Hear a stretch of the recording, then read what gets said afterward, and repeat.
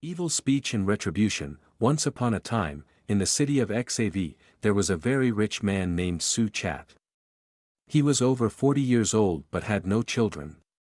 The couple was very worried, so they went to Brahman's house and asked to draw a hexagram to see if they would have a son or daughter in the future.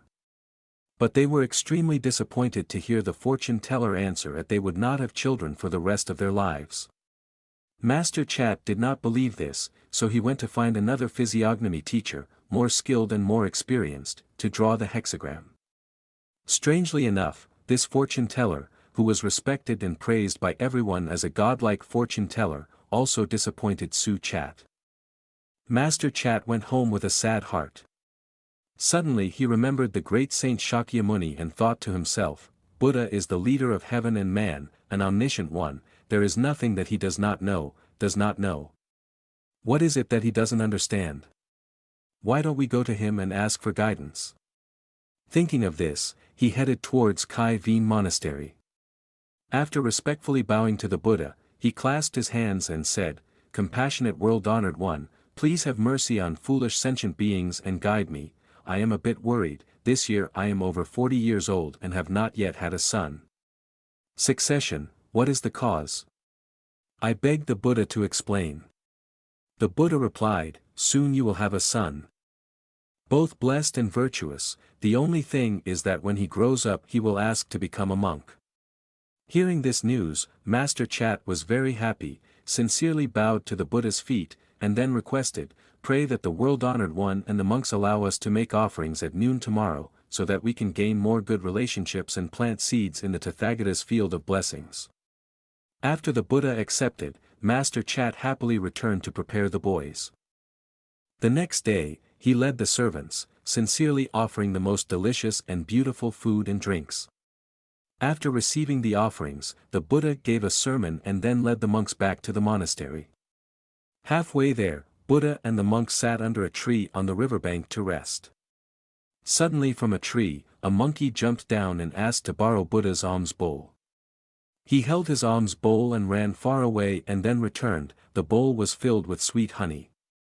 It used both hands to respectfully offer the alms bowl to the Buddha.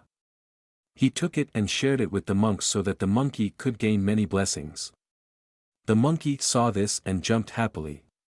Not long after, it reached its end. Was reincarnated as a human, and was born in the house of Master Chat. When it was born, if there was any item in the house that could hold food, that item was suddenly full of honey and sugar. Su Chat and his wife saw something strange, so because of this fate they named their child Mat Tang. Time flies by like an arrow, more than 10 years have passed in the blink of an eye. Mat Tang has now grown up. The boy was fed up with worldly things and asked his parents for permission to become a monk. His parents were very happy and replied, when I was not born, Buddha knew this day would come. Now I want to become a monk, my parents are very happy. Parents should never stop their children unreasonably. With his parents' joy and permission, Mat Tang went to Kai Veen Monastery and asked to become a monk with the Buddha. Thanks to predestined conditions, Mat Tang attained fruition very quickly. One day, while on his way to salvation with his fellow practitioners, he felt both unusually hot and thirsty. Everyone wished they had something to drink. Bhikkhu Mat Tang then picked up the bowl and tossed it into the sky, then used both hands to pick up the bowl and return it. At that time, the bowl was filled with sweet honey. Mat Tang then shared it with the monks to quench their thirst. Returning to the monastery, a bhikkhu went to find the Buddha and asked for advice. In the past, Bhikkhu Mat Tang has cultivated what blessings that now, anytime, anywhere, he can have sugar and honey. The Buddha replied, do you remember a time, a long time ago, when a monkey brought sweet honey to offer to Tathagata and the monks?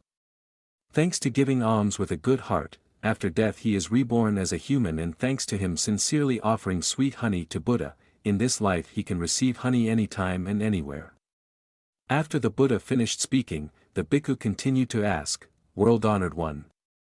So what was the cause of Mat Tang's past life that made him fall to become a monkey? At that time, there were many disciples gathered around the Buddha.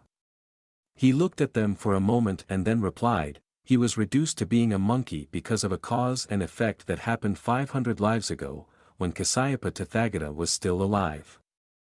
At that time, there was a young monk who happened to see another monk crossing a small stream. The young monk laughed mockingly, saying that the other monk's posture was exactly like a monkey. The young monk committed the crime of bad speech and was demoted to the status of a monkey, but later he realized his mistake and came to ask for repentance from the monk he had ridiculed. Thanks to that winning fate, in this life I was able to meet the Buddha and be saved by the Buddha. Quickly attaining arahantship. After listening to the Buddha's sermon, the monks all realized that an evil word could cause suffering, so no one dared to speak evilly, not even a joke. Because cause and effect does not yield to anyone. Thank you for spending your valuable time on my channel journey to enlightenment. Wishing you a very peaceful and happy day.